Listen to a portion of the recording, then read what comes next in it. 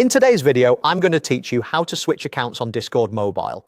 We're using the browser method, which lets you access a second Discord account without changing anything inside the app. This is perfect if the built-in account switcher isn't available to you, or you simply prefer to keep your main app session untouched.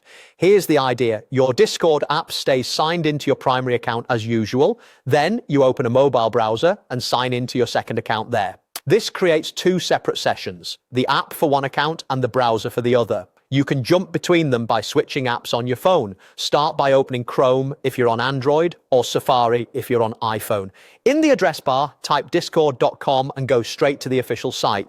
Once you're on the page, look for the option to open Discord in your browser or sign in. Tap that, then enter the login details for your second account. If you use two-factor authentication, complete that verification as well. After you're in, you'll be viewing your second account entirely in the browser, while your Discord mobile app remains logged into your main account. From here, switching is simple. When you want to check your second account, switch to your browser and open the Discord tab. When you want to return to your main account, switch back to the Discord app. There's no need to sign out or change any settings in the app itself, which keeps everything clean and separate. A quick but important note, the browser method does not support push notifications. You'll continue receiving notifications from the account that's signed in on the Discord app, but you won't get push alerts from the browser session.